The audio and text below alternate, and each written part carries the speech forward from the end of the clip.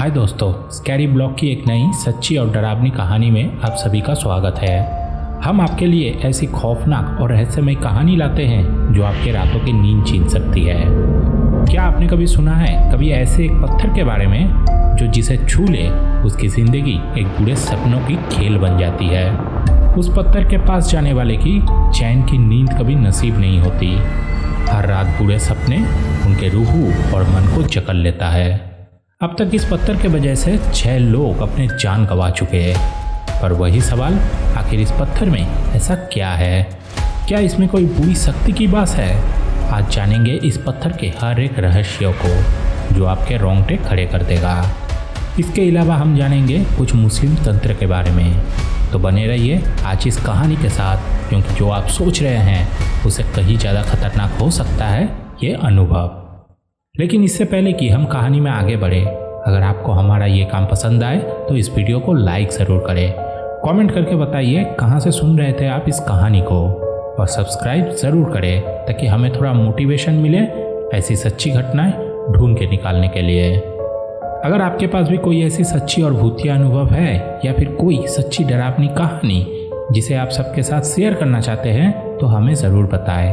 अपनी कहानी भेजने के लिए हमें मेल करें। हमारी मेल आईडी आपको इस वीडियो में और वीडियो के डिस्क्रिप्शन बॉक्स में मिल जाएगी। यकीन मानिए हम आपके कहानी को इस चैनल पे प्रस्तुत जरूर करेंगे ताकि हर कोई जान सके असली डर असल में ठीक कैसा होता है।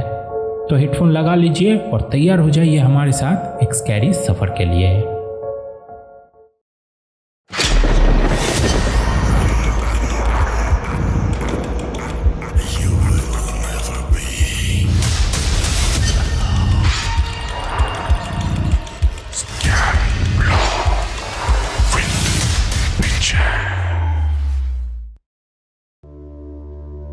चैप्टर 1। 2016 की 26 में सुबह का टाइम। रोज की तरह सूरज की तेज, लोगों की भीड़भाड़ और ट्रैफिक का शोर। कुछ दूर चलने के बाद कुछ लोगों की एक भीड़ मेरे नज़रों के सामने आया। राह चलते लोग एक एक करके उस भीड़ में शामिल हो रहे थे। थोड़ी ही देर में भीड़ काफ़ी जम चुका था। भीड़ के अंदर पहुंचते ही जो दिखा वो काफ़ी दिल दहला देने वाला था। एक 15-16 साल का बच्चा स्कूल यूनिफॉर्म में रास्ते के एक कोने में बेहोश पड़ा था। पहले नज़र में लगा शायद तपती गर्मी के कारण सर चकरा के गिर गया होगा, लेकिन जब कुछ लोग उसे पानी पिलाने की कोशिश करने लगे तो पता चला वो बच्चा मर चुका है। जब कोई पल्स नहीं मिला तब भीड़ में से किसी ने पुलिस को फ़ोन किया।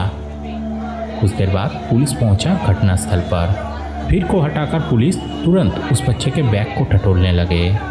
बच्चे के आई कार्ड से पता चला वो यूपी के किसी एक हिस्से में रहता है। नाम मैं बताना नहीं चाहता। पुलिस उस बॉडी को तुरंत हॉस्पिटल भेज दिया पोस्टमार्टम के लिए।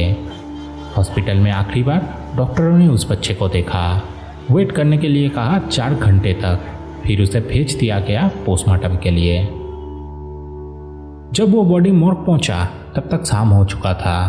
पोस्टमार्टम सहायक तैयार था उस बॉडी को तुरंत काटने के लिए, क्योंकि जल्दी से जल्दी वो काम खत्म करके घर लौटना चाहता था। लेकिन तब वहाँ डॉक्टर मौजूद नहीं था।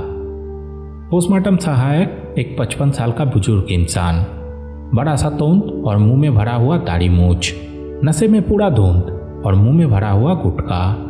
ये कैरेक्टर सबको पता है। पोस्टमार्टम सहायक तुरंत डॉक्टर को फ़ोन किया, बताया उन्हें उस बॉडी के बारे में। ये भी कहा उसे थोड़ा जल्दी घर लौटना है। डॉक्टर ने जवाब दिया उन्हें आने में आधा घंटा टाइम लगेगा। सहायक को तब तक वो बॉडी काट कर हर एक ऑर्गन को निकाल के रखने के लिए कहा गया। थोड़ा सा शराब पीकर सहायक ने लाश को काटना शुरू किया। कुछ देर तक लोअर बॉडी काटने के बाद जब सहायक गले की तरफ चीरा लगाने गया तब सहायक को उस बॉडी के गले से एक पत्थर जैसा कुछ मिला। खून से लिपटे होने की वजह से तब उस पत्थर का असली रंग समझ में नहीं आ रहा था, लेकिन जब उसे धोया गया तो वो निकला एक चमकदार नीला पत्थर। सहायक को यह देखकर काफी कीमती लगा। अंदर का लालच उसे एक पल के लिए पूरा अंधा बना दिया। उसने उस पत्थर को अपने जेब में भर के लाश काटना जारी रखा। कुछ देर बाद डॉक्टर पहुंचा पोस्टमार्टम रूम पर। कुछ देर तक सब कुछ टेस्ट करने के बाद डॉक्टर ने सहायक को बॉडी सिलने के लिए कहा और वो खुद निकल गया पोस्टमार्टम रूम से। कुछ देर बाद जब सहायक ने उस बॉडी को सिलना शुरू किया, उसे अचानक एक लड़के की रोने की आवाज़ें आने लगी। सहायक ने तुरंत इधर उधर देखा, लेकिन उसे कुछ भी दिखाई नहीं दिया। उसे लगा शायद ज़्यादा नशे के कारण उसे ऐसा महसूस हो रहा था। उसने फिर से लाश सिलना शुरू किया, लेकिन कुछ देर बाद ही उसे एक लड़के की मीठी आवाज़ें सुनाई दी। जो चीज़ तुम लिए हो उसे लौटा देना। ये सुनते ही सहायक की हाथ बॉडी सिलते सिलते थम सा गया, शरीर पूरा पसीने से तरबतर। उसने तुरंत सवाल किया, कौन है यहाँ? तभी उस मधुर आवाज में लड़के ने कहा, जो लिए हो उसे लौटा देना। ये सुनते ही सहायक खुद को तसल्ली देने लगा। इतने दिनों से मैं यहाँ काम कर रहा हूँ, मुझे कभी ऐसा एहसास नहीं हुआ, तो आज अचानक मुझे अजीब सी आवाज़ें क्यों सुनाई दे रही है? ये मेरा एक वहम होगा। उसने तब जवाब दिया, लौटा देंगे, अभी मुझे तंग मत कर। उसने फिर से बॉडी सिलने में ध्यान दिया। उसे तब महसूस हो रहा था उसके अलावा वहाँ किसी और की मौजूदगी। धीरे धीरे वो आवाज़ें उसके कानों में गूंजने लगी, कभी दाएं कानों से लेकर बाएं कानों तक। कुछ देर बाद वो आवाज़ें रुक सा गया, रूम पूरा पिन ड्रॉप साइलेंट। फिर अचानक रूम के चारों कोनों से ये आवाज़ें आने लगी, लौटा दो, कृपया लौटा दो, मुझे लौटा दो, मत लेकर जाओ इसे, वो तुम्हें मार डालेगा, तुम्हें बर्बाद कर देगा वो। लेकिन सहायक तब अपने आप को तसल्ली देने में ही लगा रहा। उसे ये लग रहा था ये सब कुछ नशे के कारण हो रहा है। इसी तरह से उसने पूरा बॉडी सिल लिया। उसे पैक करके फ्रीजर में डाल के वो तुरंत वहाँ से निकल गया। कुछ देर बाद पुलिस आई, अपडेट लिया उस बॉडी का। जब देखा सब कुछ हो चुका है तो मेडिकल पेपर वर्क कंप्लीट करके उस बॉडी को फाइनली फैमिली को सौंप दिया गया। चैप्टर 2। लाइफ में पहली बार छोटे हाथी की स्टीयरिंग छोड़कर एम्बुलेंस का स्टीयरिंग पकड़ा एम्बुलेंस ड्राइवर। पहले भाड़ा में उसे इस लाश को ले जाना है करीब 50 किलोमीटर दूर एक गांव में। सब पेपर कलेक्ट करके करीब रात के 10 बजे एम्बुलेंस ड्राइवर और उनका सहायक गाड़ी लेके पूरी तरह से प्रस्तुत। उनका पहला गंतव्य था उस लड़के का लोकल थाना।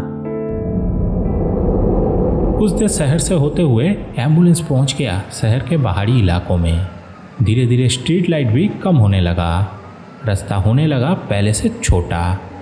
करीब आधा घंटा चलने के बाद एम्बुलेंस पहुंचा शहर के एकदम बाहरी इलाकों में। सड़क के दोनों तरफ बड़े बड़े पेड़ और रास्ते पे फैली हुई हेडलाइट की रोशनी।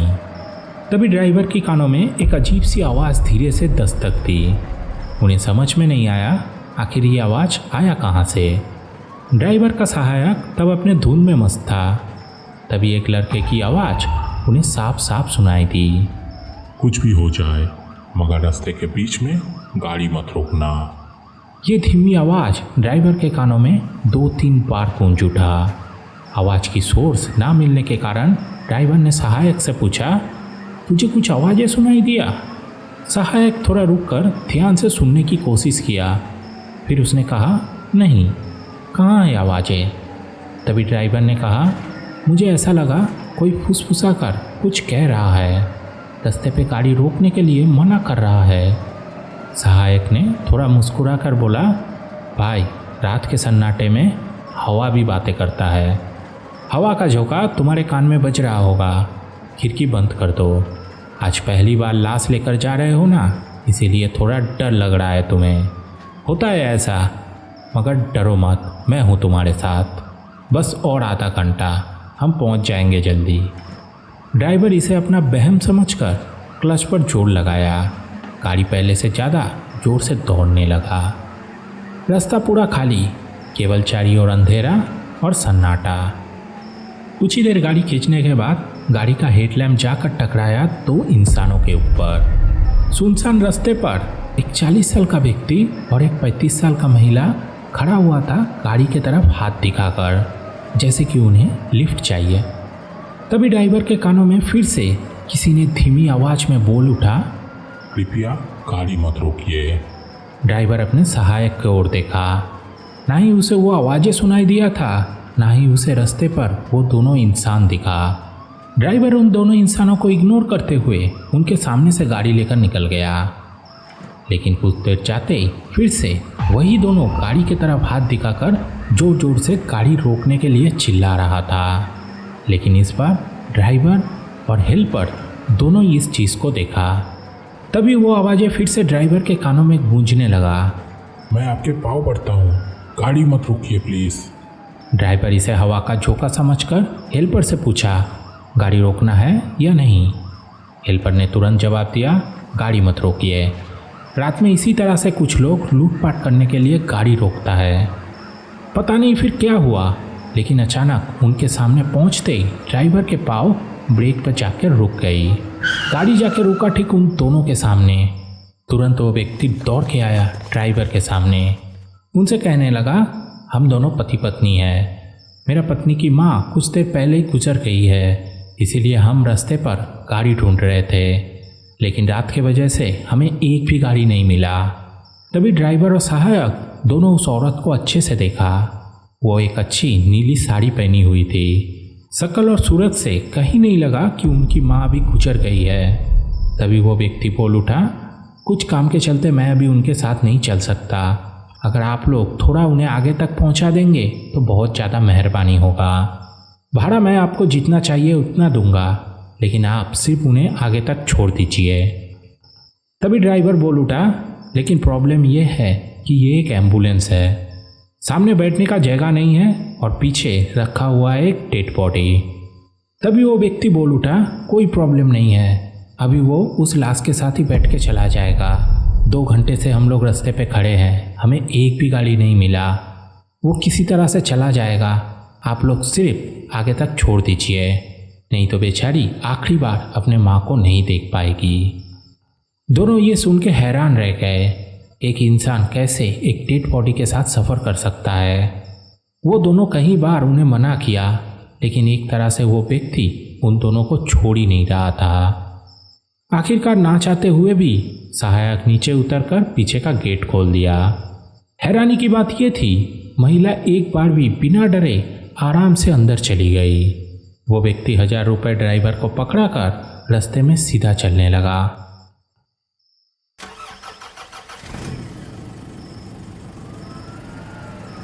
कुछ देर गाड़ी चलने के बाद ड्राइवर और सहायक उस औरत के बारे में ही सोचे जा रहा था, कैसे एक लड़की एक अनजानी लाश के साथ अकेले शांत बैठ सकता है। वो दोनों इस बात को लेकर काफ़ी चिंतित थे। वो लोग गाड़ी चलाते चलाते कई बार उनसे बात करने की कोशिश तक किया ताकि उन्हें ज़्यादा डर ना लगे, लेकिन उन्हें हर बार पीछे से कोई भी जवाब नहीं आया। वो लोग उसके बाद ज़्यादा कोशिश भी नहीं किया, और एक तो रात का समय, ऊपर से लड़की, कहीं उन्हें उल्टा केस में फंसा ना दे। तभी अचानक पीछे से ड्राइवर और सहायक को काफ़ी संघर्ष जैसा महसूस होने लगा, जैसे पीछे 2 इंसान एक दूसरे से लड़ रहा हो। गाड़ी इधर उधर हिलने लगा।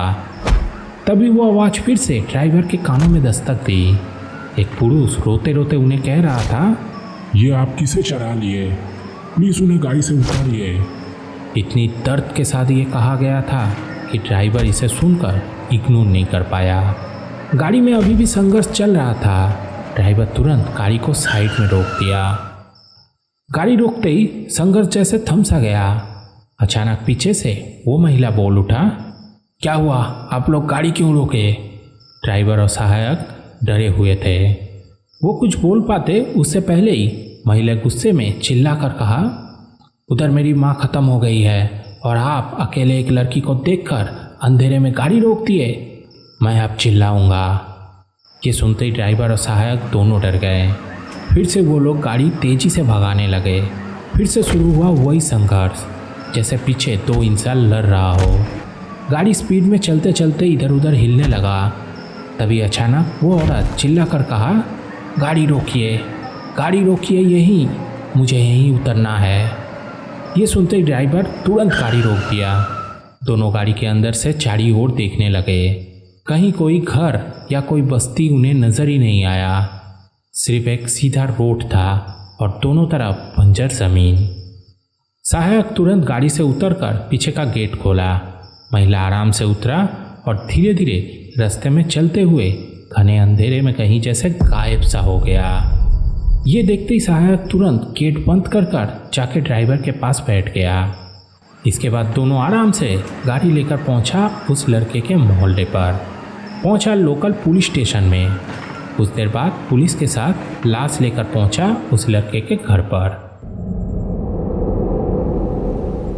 गाड़ी आते ही लोग मातम मनाने लगे। चारों ओर से रोने की आवाज़ें गूंज उठी। सहायक जब एम्बुलेंस से लाश निकाला तब उसने किसी चीज़ को देखकर हैरान सा रह गया। लाश के एक पाँव से तेजी से खून टपक टपक के गिर रहा था, जबकि उसे मरे हुए काफ़ी वक्त हो चुका था। नेचुरली मरने के कुछ ही देर बाद खून जम सा जाता है, और इतना देर बाद इतना खून निकलना जो बिल्कुल नामुमकिन था। अब ये लड़का था मुस्लिम, इसीलिए बॉडी निकालकर कफन डालकर जनाजा पढ़ना शुरू हुआ। रात को ही उसे दफनाना था। अब जबकि रात काफ़ी हो चुकी थी और सुबह होने में कुछ ही घंटा बाकी था, इसीलिए ड्राइवर और सहायक सोचा इस बच्चे के अंतिम यात्रा करके ही लौटेंगे। 2 घंटे बाद तब सुबह के 4 बज रहे थे।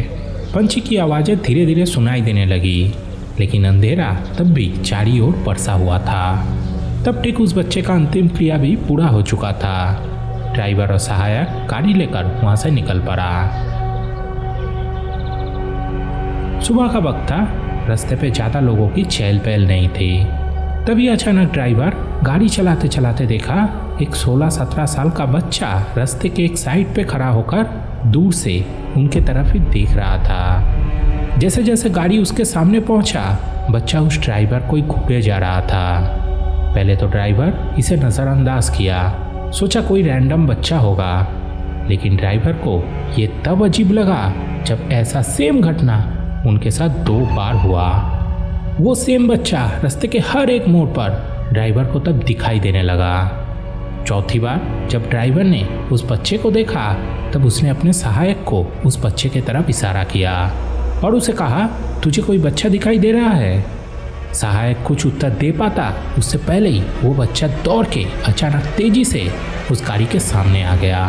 ड्राइवर ने जोर से ब्रेक लगाई। सहायक का माथा जाकर टकराया गाड़ी के बोनट पर। ड्राइवर की नाक स्टीयरिंग से टकरा गई। जब तक उन्हें कुछ समझ आता तब तक दोनों को चोटें लग चुकी थी। सहायक का सर बोनेट से टकराने की वजह से थोड़ा सा सूज गया और ड्राइवर की नाक से खून निकल रही थी।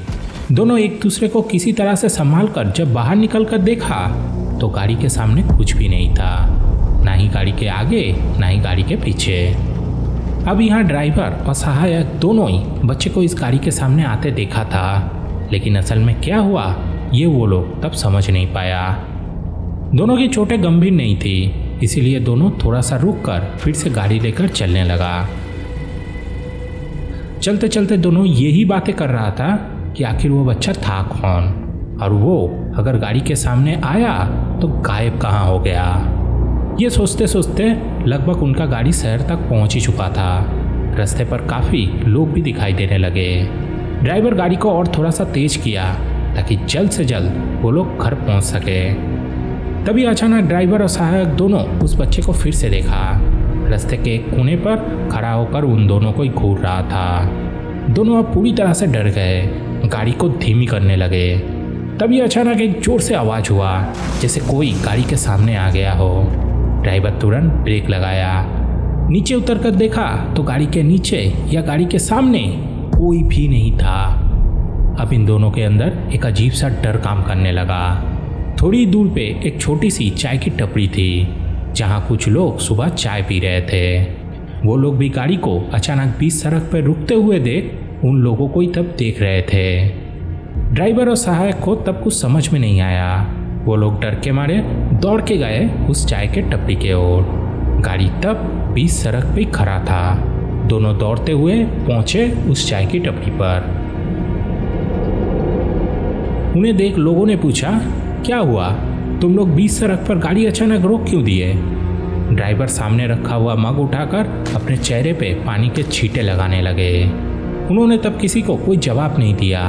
थोड़ी देर बाद सहायक ने बोला, हमारे गाड़ी के सामने शायद कोई आ गया था, लेकिन जब गाड़ी रोका तो वहाँ कोई भी नहीं था। तभी एक आदमी ने कहा, हाँ, आवाज़ सुनकर हमें भी ऐसा ही लगा था, लेकिन जब हम बाहर निकल के देखे तो ऐसा कुछ भी नहीं था।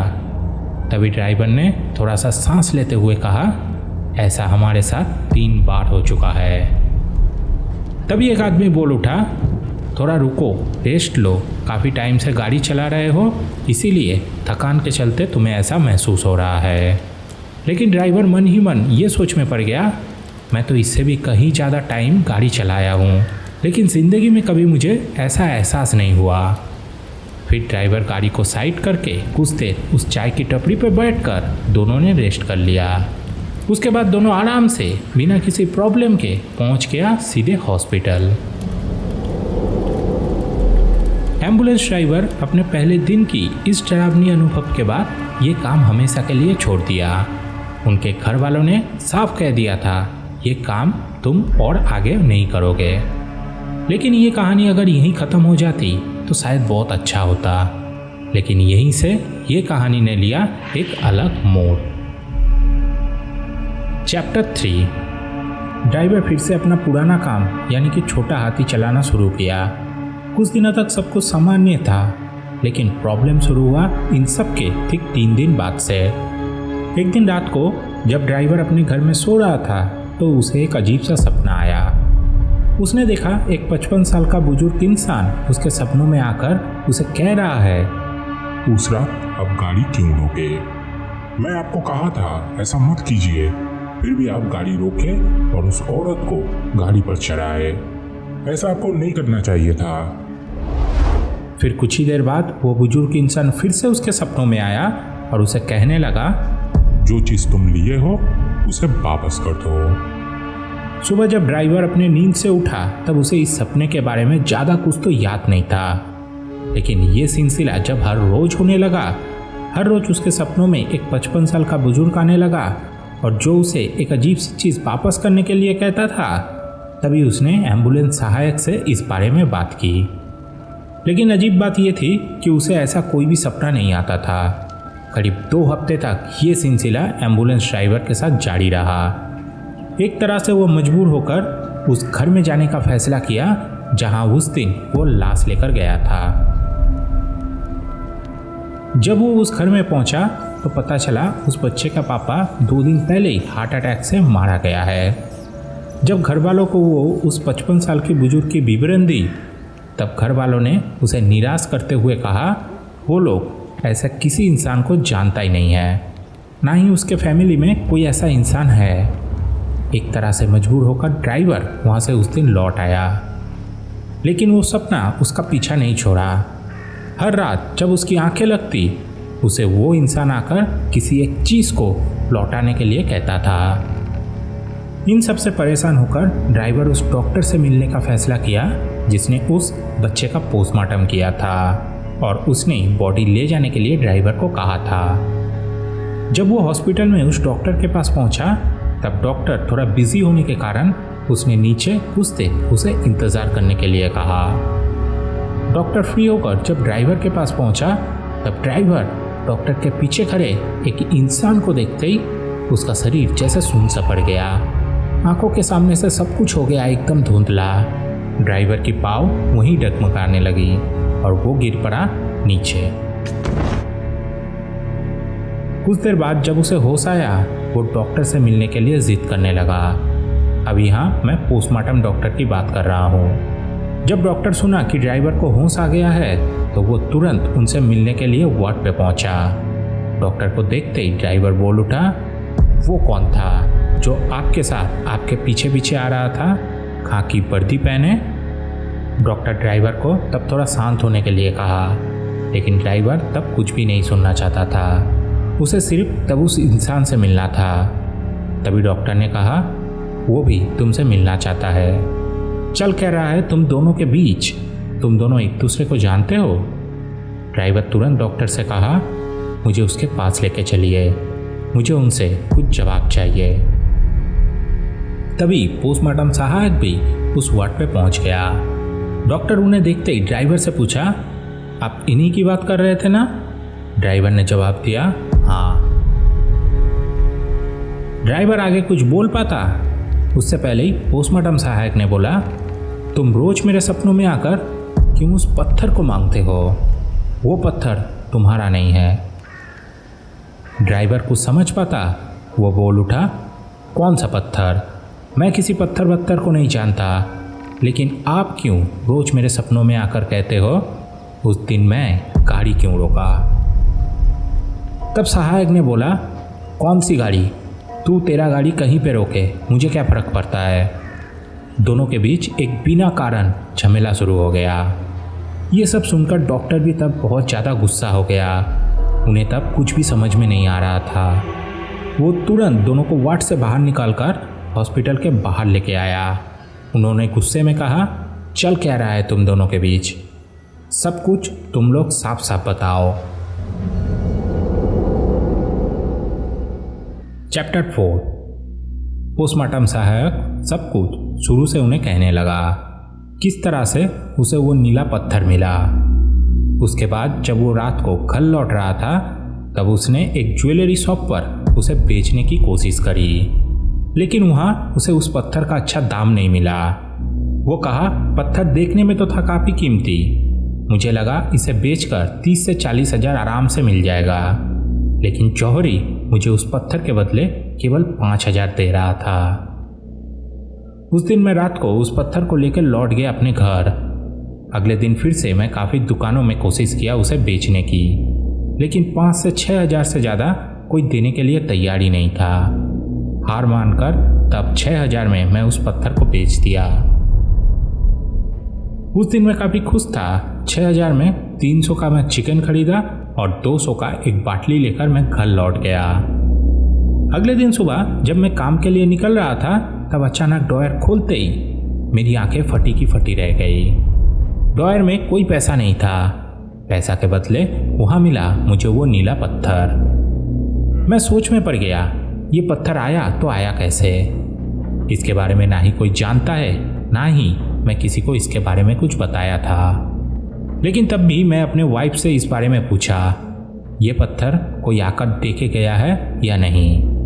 तभी मुझे याद आया, कोई आ भी कैसे सकता है, किसी को मेरा पता थोड़ी मालूम है। फिर से मैं उस दुकान पर पहुंचा जहां कल रात मैं उस पत्थर को बेचा था। वहां पहुंचते ही दुकान मालिक और स्टाफ ने मुझे एक तरह से दबोच लिया।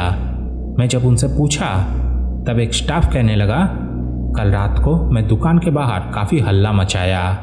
गेट पे ठोक ठोक कर मैं अंदर रहने वाले स्टाफ को दुकान खोलने पे मजबूर कर दिया। इतना बवाल देखते हुए मालिक भी रात को दुकान पहुंच गया। मैं स्टाफ और मालिक से उस पत्थर को वापस करने के लिए कह रहा था। रात के वक्त इतना झमेला होते देख मालिक उस पत्थर को वापस तो कर दिया, लेकिन मैं उन्हें 5,500 रुपया ही दिया था।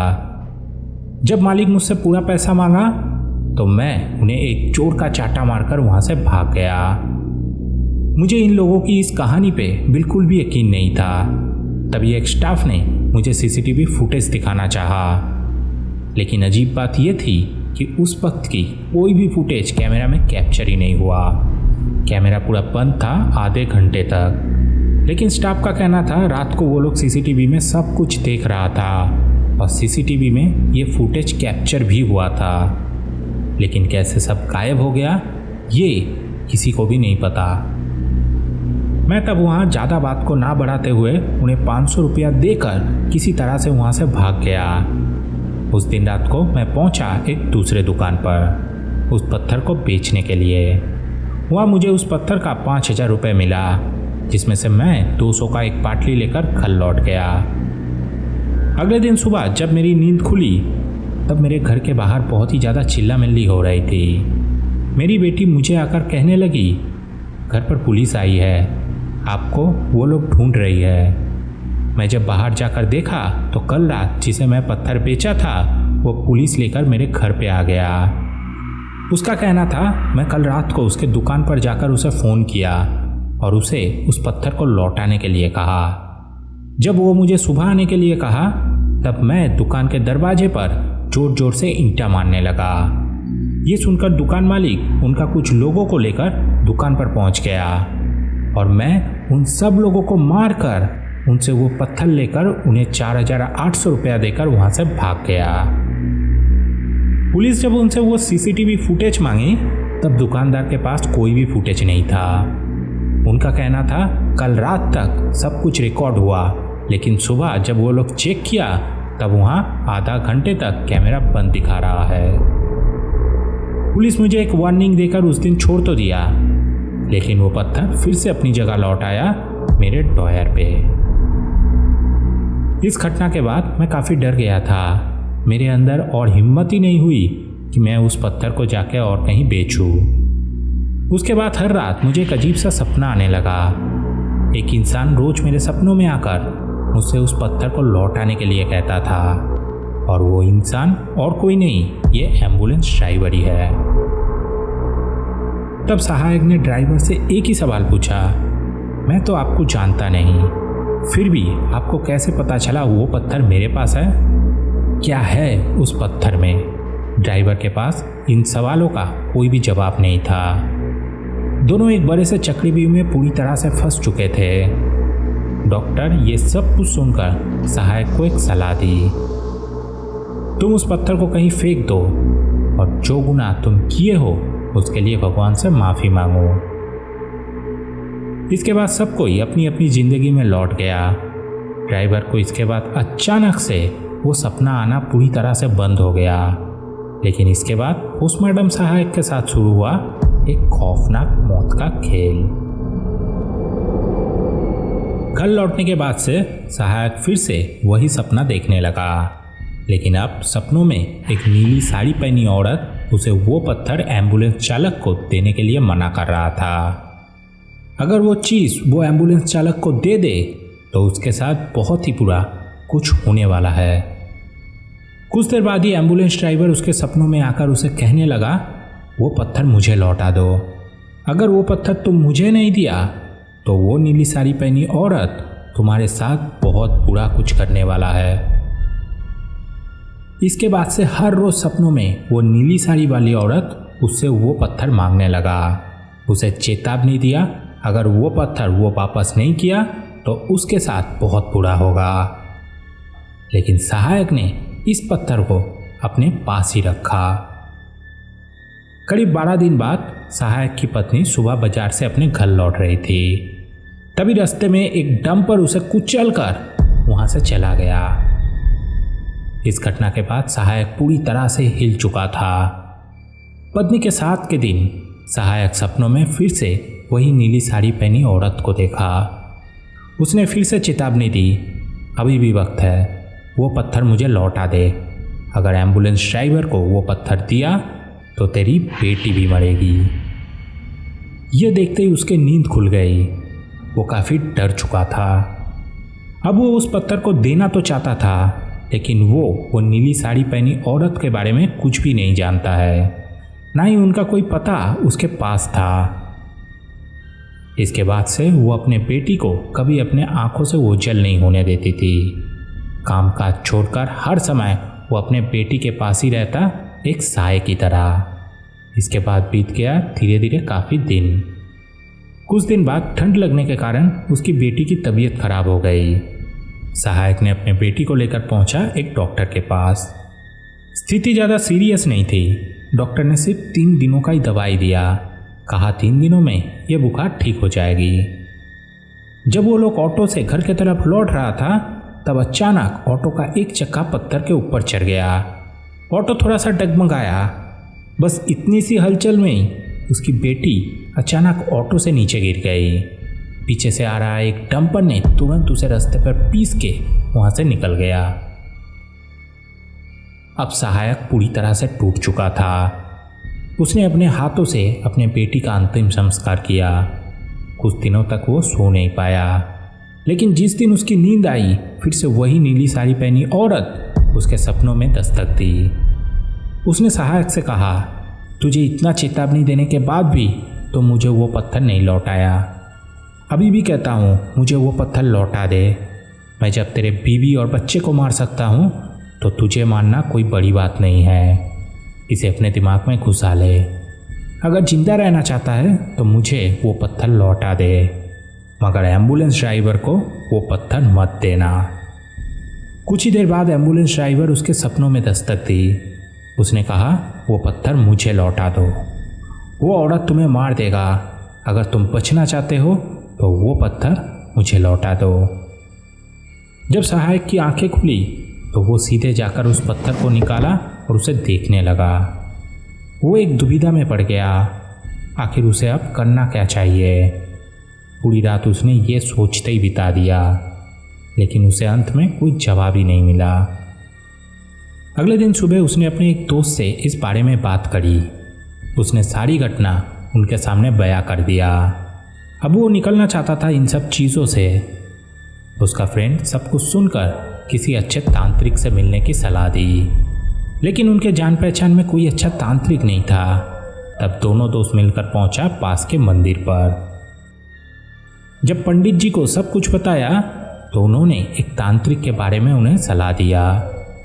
अगर सहायक इन सब चीज़ों से निकलना चाहता है तो पंडित जी उस तांत्रिक से उसकी समस्या के बारे में बात करेगा। तब सहायक ने उनके सामने गिड़गिड़ाया और उनसे तुरंत बात चलाने के लिए कहा। जितना जल्दी हो सके वो इस चीज़ से निकलना चाहता है। उस दिन रात को सहायक डर के मारे सोया तक नहीं। वो सिर्फ उस पत्थर को अपने हाथ में लेकर बैठा रहा पूरी रात। सुबह उसके दोस्त उसके घर आया, कहा, पंडित जी शाम को हमें उस तांत्रिक के पास लेकर जाएंगे।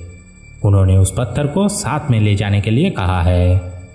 ये सुनकर सहायक को थोड़ी तसल्ली महसूस होने लगा।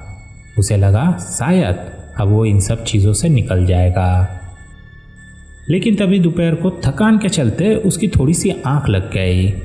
सपनों में वही नीली साड़ी पहनी औरत उसके सपनों में दस्तक दी। उसने कहा, तांत्रिक तुझे नहीं बचा सकता।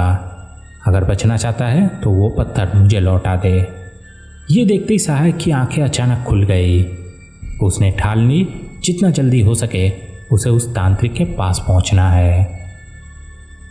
शाम को जब सहायक अपने दोस्त और पंडित जी के साथ तांत्रिक के पास जा रहा था, तभी अचानक पीछे से एक बाइक आकर सहायक को जोर से धक्का मारा। सहायक जाके टकराया सामने के लाइट पोस्ट पर। लेकिन चौंकाने वाली बात यह थी कि पंडित जी और उनके दोस्त को एक खरोच तक नहीं आया। यहाँ तक कि बाइक चालक को भी मामूली सी चोट लगी थी, लेकिन सहायक की हालत बहुत ही खराब हो गई। उसे तुरंत हॉस्पिटल पे एडमिट करना पड़ा। डॉक्टरों ने उसकी इलाज शुरू कर दी। डॉक्टर ने कहा सिर्फ उसके पाँव में थोड़ा सा चोट लगा है, 2 दिन उन्हें हॉस्पिटल में रहना पड़ेगा, उसके बाद वो अपने घर जा सकता है। इस हालत में सहायक को अकेले 2 दिन हॉस्पिटल में बिताना था। पहले दिन रात को ही वो सोते हुए सपना देखा। वही नीली साड़ी पहनी औरत उनसे कहा, तुझे मना किया था ना तांत्रिक के पास जाने के लिए, इस हालत का जिम्मेदार तू खुद है। मैं चाहता तो तुझे मार भी सकता था, लेकिन मुझे वो पत्थर चाहिए। तू मुझे वो वापस कर दे, मैं तेरा पीछा छोड़ दूंगा। इसी तरह से अगले दिन भी उसे यही सपना आया। सहायक ने अपने दोस्त को उस तांत्रिक को जल्द से जल्द लाने के लिए कहा, नहीं तो उसके साथ बहुत बुरा कुछ हो सकता है।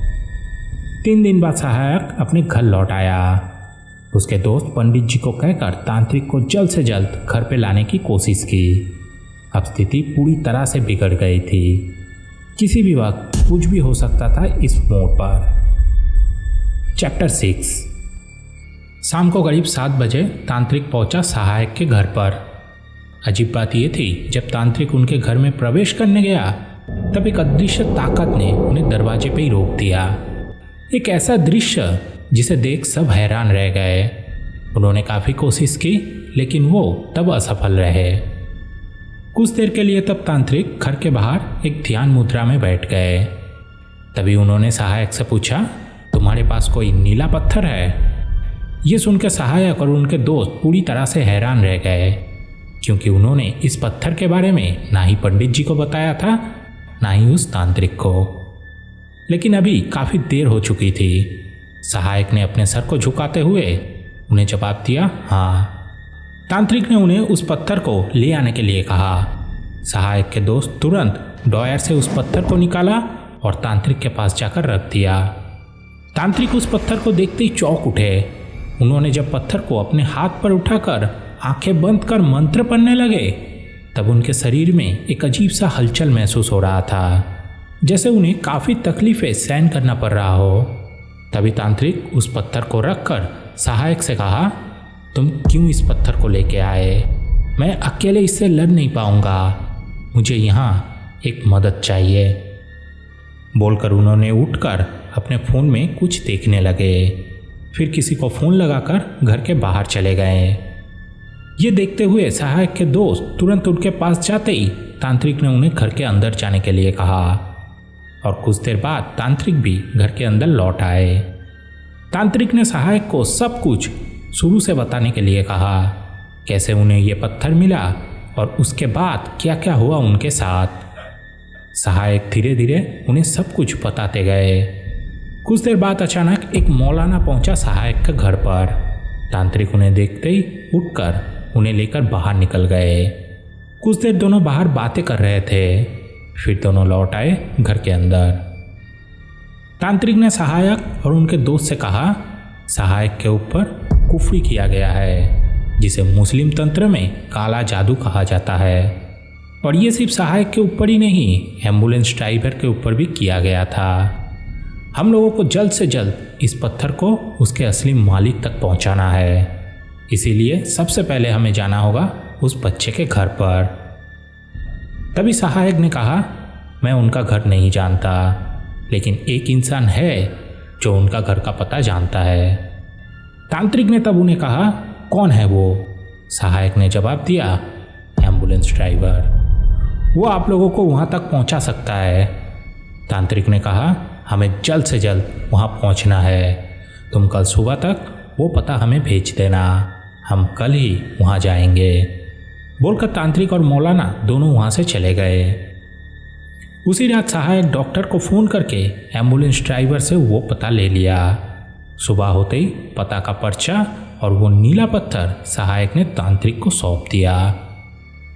तांत्रिक और मौलाना जब उस बच्चे के गांव में पहुंचे, तब लोगों की बातें सुनकर दोनों हैरान रह गए। 3 दिन पहले ही उस बच्चे की माँ इस दुनिया को छोड़ के चली गई। ये घटना उन दोनों को बहुत ही ज़्यादा मायूस कर दिया। जब दोनों पास के कब्रिस्तान पर पहुंचे, तब देखा मम्मी पापा और बेटे का कब्र एक साथ एक ही स्थान पर है। 1 महीने के अंदर इस परिवार में तीनों मौतें हो चुकी थी, जिनमें केवल बेटे की मौत अननेचुरल थी, बाकी दोनों मौतें थी एकदम नेचुरल। तांत्रिक ने मौलाना को इशारा किया। मौलाना तुरंत कब्र के सामने बैठकर कब्र को जियारत करने लगे। अब कब्र जियारत करने का मतलब होता है कब्र को जगाना, लेकिन इसमें वो नाकाम रहे। तब कुछ देर तक तांत्रिक और मौलाना दोनों एक दूसरे से बातें करने लगे। तभी दोनों ने फैसला किया इस नीले पत्थर को जगाया जाए, क्योंकि ये पत्थर इस कहानी का सबसे बड़ा अस्त्र है। मौलाना ने उस पत्थर को तीनों कब्रों के बीच पे रख के कुछ हदीसें पढ़ने लगे। काफ़ी कोशिशों के बाद एक आवाज़ सुनाई दी। अस्सलाम वालेकुम। वहाँ सिर्फ मौलाना और तांत्रिक के अलावा कोई भी नहीं था, लेकिन एक मर्दानी आवाज़ चारों ओर से गूंजने लगी। मौलाना ने उनके सलाम का जवाब दिया। तभी वो मर्दानी आवाज़ बोल उठा, आप दोनों का मैं शुक्रगुजार हूँ। आप लोग मुझे मेरे मालिक तक ले आए, लेकिन अब बहुत देर हो चुकी है। जिन लोगों का सुरक्षा मेरी जिम्मेदारी थी, वही आज इस दुनिया में नहीं रहे। मैं नाकाम रहा। ये बोलते ही चारों ओर एक मायूसी सी छा गई। कुछ देर बाद मौलाना ने कहा, कौन हो आप? इनसे आपका क्या रिश्ता है? तभी वो मर्दानी आवाज़ बोल उठा, मैं एक जिन हूँ। ये नीला पत्थर मेरा घर है। मुझे मेरे गुरु ने इस परिवार के सुरक्षा में नियोजित किया था। मैं पीढ़ी दर पीढ़ी जो इस नीले पत्थर का वारिस बनता है, मैं उन्हें बुरे ताकतों से बचाता हूँ। मेरा मालिक बहुत ही अच्छा इंसान था। लोगों का मदद करना उनका धर्म था, लेकिन कुछ गद्दारों की वजह से आज सब कुछ खत्म हो गया। मैं लाचार था। मौलाना ये सब सुनकर जब जिन को सब कुछ साफ साफ बताने के लिए कहा, तब वो जिन उनसे 3 दिनों का वक्त मांग लिया। इन 3 दिनों में वो सब कुछ उन्हें बता देगा, लेकिन इससे पहले उन्हें उस नीले पत्थर को जिन के बताए हुए स्थान पर जाके रखना होगा। ये बोलकर जिन की जो ताकत थी वो चारों ओर से कम होने लगी। लगा वो जिन वहाँ से चला गया हो। तांत्रिक और मौलाना मिलकर उस पत्थर को जिन के बताए हुए स्थान पर जाकर रख दिया। फिर दोनों लौट गए अपने अपने घर। 2 दिन बड़ी आसानी से बीत गया, लेकिन तीसरे दिन जब तांत्रिक अपनी गहरी नींद में था तब उन्हें एक अजीब सा सपना आया। उन्होंने देखा एक नीली साड़ी पहनी औरत और एक 42 साल का मर्द एक अंधेरे कमरे में बैठकर कुछ अरेबिक में मंत्र बिरबिरा रहे थे। ऐसा लग रहा था जैसे कुछ तंत्र मंत्र किया जा रहा हो, लेकिन उन दोनों का चेहरा साफ नहीं था। तभी उन्होंने देखा पोस्टमार्टम सहायक अपने आप को पंखे के साथ अपने घर में ही फांसी लगा लिया। उनकी नींद तब अचानक खुल गई। वो उठकर तुरंत भगवान का नाम लेने लगा। तभी अचानक उनकी फ़ोन की घंटी बज उठी। नाम था मौलाना का। फ़ोन बजता ही गया, लेकिन वो तब उठाए नहीं, क्योंकि वो तब अपना जप पूरा कर रहे थे। कुछ देर बाद जब उन्होंने मौलाना को फ़ोन किया तो पता चला उन्हें भी ठीक ऐसा ही सपना आया जैसा तांत्रिक ने देखा था।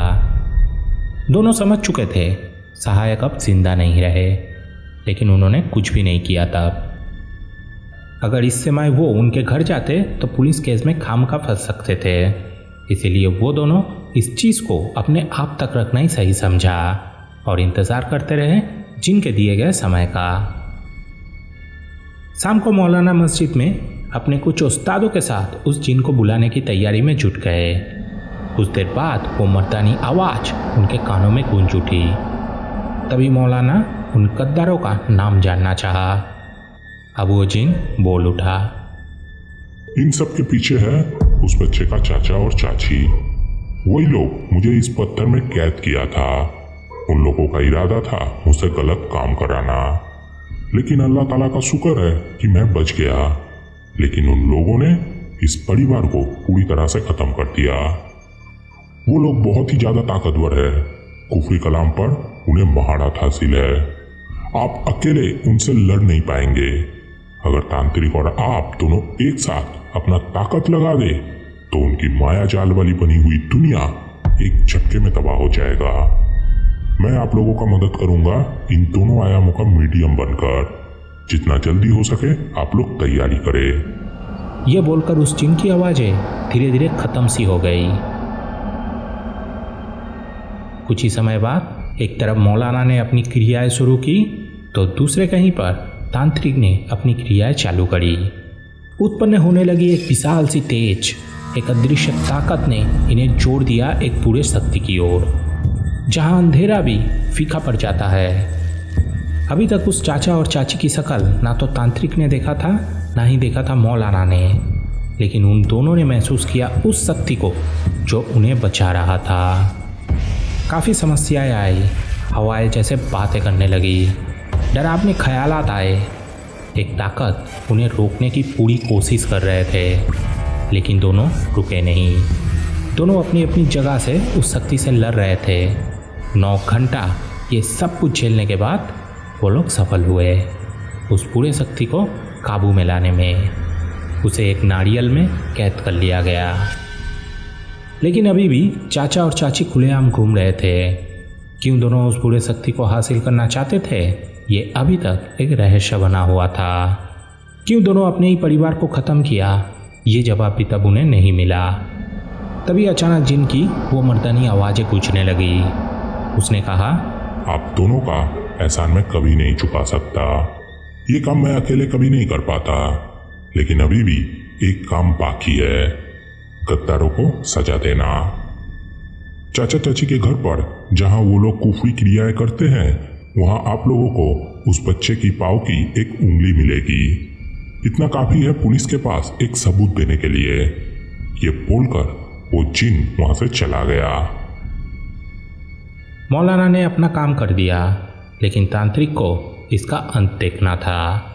उसने सहायक के दोस्त को साथ लेकर तुरंत पहुंचा उस बच्चे के गांव पर, बिना किसी समय गवाए। जब वो गांव पहुंचे तब एक अदृश्य शक्ति ने उन्हें उनके घर तक पहुंचा दिया। जब गेट को खोला गया तो अंदर का माहौल एकदम शांत था। तांत्रिक ने कहा, खेल खत्म हो गया है, अब तुम लोगों को कोई नहीं बचा सकता, सिर्फ मेरे अलावा। एक मौका मैं दे रहा हूँ, अगर मुझे सब कुछ बताते हो तो मैं तुम लोगों को इन सब से बचा लूँगा, नहीं तो तुम दोनों का मरना निश्चित है। मैं 1 मिनट रुकूंगा, अगर बाहर निकल के नहीं आए तो मैं यहाँ से चला जाऊँगा, साथ ही तुम्हारा आखिरी उम्मीद भी यहाँ से चला जाएगा। फैसला तुम लोगों के हाथ में। तांत्रिक और सहायक के दोस्त घर के बड़े से आंगन में खड़े थे, जो था पूरा इटालियन मार्बल से बना। ये घर काफ़ी अच्छी थी, खर्चा किया गया था इस पे बहुत। देखकर लगता था काफ़ी अमीर होगा ये लोग, लेकिन उस बच्चे का फैमिली की हालत इतनी भी ज़्यादा अच्छी नहीं थी, तो उनसे इन लोगों का क्या दुश्मनी हो सकता है। तांत्रिक को ये ख्याल तब बार बार आने लगा। तभी अचानक चाचा और चाची ऊपर के कमरे से निकलकर नीचे उतर के आए। ये दोनों को देखकर ये लगेगा ही नहीं कि ये दोनों ऐसा कुछ कर सकते हैं। दोनों ही देखने में था एक मासूम सा साधारण इंसान जैसा। तभी तांत्रिक ने उनसे पूछा, क्यों किया ऐसा? मुझे इसका जवाब चाहिए। चैप्टर 7।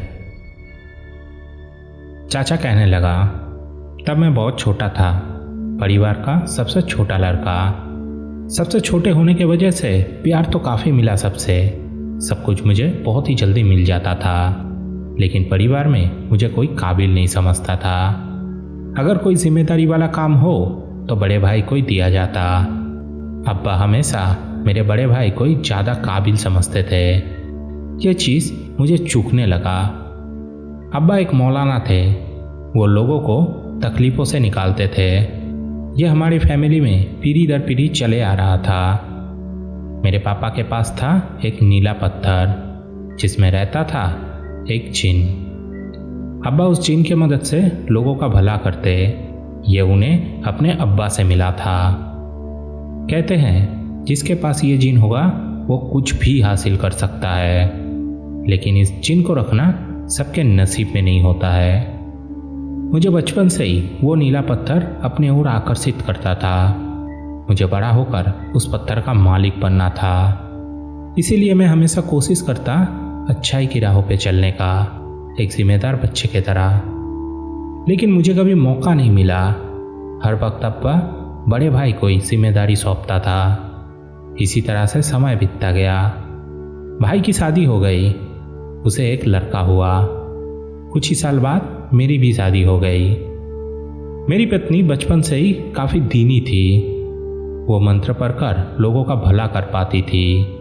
ये देखकर मुझे भी ये सब सीखने का एक मौका मिला। मैं भी उनसे सब कुछ सीखना शुरू किया। सब कुछ ठीक ही चल रहा था, तभी अचानक अब्बा की तबीयत बिगड़ गई। उन्होंने नीला पत्थर का जिम्मेदारी बड़े भाई के ऊपर दे दी। उस पत्थर का नया मालिक बना मेरा बड़ा भाई। कुछ ही दिन बाद अब्बा इस दुनिया को छोड़ के चले गए। मुझे अंदर ही अंदर तब बड़े भाई के ऊपर जलन होने लगा। उसने भी अब्बा की तरह नीले पत्थर के जरिए लोगों की मदद करना शुरू कर दी। लोगों में उनके काफ़ी चर्चे होने लगे। हमें पता था वो पत्थर और कभी हमारे हाथ नहीं आएगी। भैया के बाद वो चला जाएगा मेरे भाई के बेटे के पास। तभी मेरे बीबी ने एक सुझाव दिया। वो मुझे वो पत्थर दिला तो सकता है, लेकिन ये रास्ता काफ़ी मुश्किल है। मुझे उसके साथ खड़े रहना होगा हर पल। तब से हम अल्लाह से मुंह मोड़ लिए। हम लोग इबादत करना शुरू किए बिल्बिस को। यही एक तरीका था जल्द से जल्द ताकत हासिल करने का। दिन बदलता गया, हमारी स्थिति भी बदलने लगी धीरे धीरे। हम लोग गांव छोड़कर शहर में बस गए। हम लोग कोशिश करते रहे उस पत्थर को हासिल करने का, लेकिन उस नीले पत्थर का जिन हमें बार बार नाकाम करता गया। उधर भतीजा भी धीरे धीरे बड़ा होने लगा। गांव में रहने से उसे अच्छा एजुकेशन नहीं मिलेगा, ये कहकर हम लोग उसे शहर अपने पास लेकर आए। वो तब हमारे साथ रहने लगा। धीरे धीरे हम उसके ऊपर कुफी करने लगे, उसे भी दीनी बनाने लगे। उसे इन सब चीज़ों में तब काफ़ी दिलचस्पी आने लगा, लेकिन उसे पता नहीं था वो किस दिशा की ओर जा रहा था। वो सिर्फ वही करता जो हम उसे कहते। तब एक दिन हम उसे उस नीले पत्थर के बारे में बताया। उसे कहा अगर वो उसे यहाँ ले आए तो हम उसके ज़रिए इतना ताकत हासिल कर सकते हैं कि इंसानों का सभी दुख दर्द वो एक झटके में मिटा सकता था। वो इन बातों से राजी हो गया। गांव जाकर उसने उस पत्थर को चुरा के यहाँ लेके आया। उस पत्थर को कुफरी करते करते हम उसे अपने बस पे ले आए। तभी एक दिन वो नीला पत्थर हमारे माया जाल को तोड़ने में सफल हो गया। उसने भतीजे के ऊपर किया गया वशीकरण को पूरी तरह से मिटा दिया और उसे कहा इस पत्थर को अपने अब्बा तक पहुंचाने के लिए। हमें यह एहसास होते ही हम उस पत्थर को फिर से कुफरी करना शुरू किए, लेकिन इस बार उसे इतने शक्तियों से बांधा गया कि वो कभी उस पत्थर के बाहर निकल नहीं सकता था। लेकिन इसके लिए हमें इब्लिस को भेंट चढ़ाना पड़ा, और वो भेंट था मेरा भतीजा। जिस दिन वो स्कूल जाने के लिए निकला, उसी दिन वो स्कूल ना जाकर उस पत्थर को लेकर अपने गांव जाने वाला था। हमें यह पता लगते ही हम उसके ऊपर मारण क्रिया शुरू कर दिए।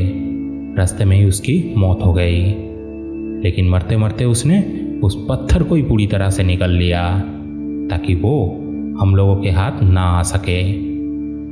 हमें जब ये पता चला तब हम दोनों जीनों को भेजे थे उस पत्थर को वापस लाने के लिए, लेकिन वो उस पत्थर को छू भी नहीं पाया। एम्बुलेंस में जो औरत बैठा था वो और कोई नहीं, एक जिन था जो भतीजे का एक उंगली काट कर ले आया, जिसे हम इब्लिस को चराने वाले थे। लेकिन उसकी अब चाहत बढ़ गई। भैया और भाभी को भी वो काली शक्ति मांगने लगा। एक तरह से मजबूर होकर उस नीले पत्थर के लिए हम उनके ऊपर भी कुफरी करने लगे। धीरे धीरे उनका असर भी उन लोगों के ऊपर होने लगा, क्योंकि तब उनके पास वो नीला पत्थर नहीं था और वो जिन भी कैद था उस पत्थर में। आहिस्ते आहिस्ते वो दोनों भी मारे गए। इसके बाद से हम दोनों एम्बुलेंस ड्राइवर और सहायक से उस पत्थर को लौटाने के लिए मिन्नतियाँ करने लगे, लेकिन किसी ने भी हमारी बातें नहीं सुनी। सहायक ने तो उस पत्थर को बेच तक दिया, इसीलिए हमें मजबूर होकर उसके साथ ये सब करना पड़ा। तभी आप लोग उस जिन को आज़ाद कर दिए और हमसे हमारी ताकत छीन ली। अगर आप हमें इस बार बचा लिए तो मैं वादा करता हूँ वो नीला पत्थर मैं आपको ला कर दूंगा। तांत्रिक ने सब कुछ सुनकर कुछ भी नहीं कहा उनसे। चुपचाप घर से निकलकर किसी को फ़ोन करते हुए चले गए। कुछ देर बाद अचानक घर पे पुलिस आ गई। रेड पड़ते ही पता चला घर पर कुछ ऐसे प्रजातियों की पंछियों की लाशें हैं जो पूरी तरह से बैन किया गया था सरकार के द्वारा। इसके अलावा मिला 2 ताजी इंसानी उंगलियां। पुलिस उन्हें तुरंत वहीं पे अरेस्ट कर लिया, संरक्षित पंछियों को मारने के जुर्म में। इसके बाद सुबह एक अजीब सी खबर बाहर निकल के आई। पता चला पुलिस कस्टडी में ही उन दोनों पति पत्नी की अस्वाभाविक मौतें हो गई, जैसे कोई रात के अंधेरे में आकर उन दोनों की गर्दनें तोड़ दिया हो। अब वो नीला पत्थर कहाँ है और उसे कहाँ छोड़ा गया, ये सिर्फ वो तांत्रिक और मौलाना के अलावा और कोई नहीं जानता। इसके बाद एम्बुलेंस ड्राइवर के साथ और कोई एक्टिविटी नोटिस नहीं किया गया। पोस्टमार्टम सहायक की पूरी फैमिली इसके चक्कर में खत्म हो गई। अब उस चाचा चाची को किसने मारा ये भी कोई नहीं जानता, लेकिन अंत में उस बच्चे को और उसके फैमिली को इंसाफ तो मिला।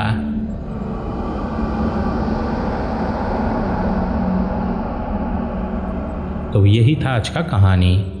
अगर आपके पास भी कोई ऐसी सच्ची और भूतिया अनुभव है या फिर कोई सच्ची डरावनी कहानी जिसे आप सबके साथ शेयर करना चाहते हैं तो हमें ज़रूर बताएं। अपनी कहानी भेजने के लिए हमें मेल करें। हमारी मेल आईडी आपको इस वीडियो में और वीडियो के डिस्क्रिप्शन बॉक्स में मिल जाएगी। हम आपके कहानी को इस चैनल पर ज़रूर प्रस्तुत करेंगे ताकि हर कोई उस हादसे को जान सके। अगर आपको ये कहानी पसंद आए तो इस वीडियो को लाइक ज़रूर करें, कमेंट करके बताइए कहाँ से सुन रहे थे आप इस कहानी को, और सब्सक्राइब ज़रूर करें ताकि और लोग हमसे जुड़ सके और अपनी हादसाएं हमें भेज सके। तो आज के लिए इतना ही, फिर मिलेंगे और एक सच्ची घटना के साथ। तब तक के लिए good bye, thanks for watching.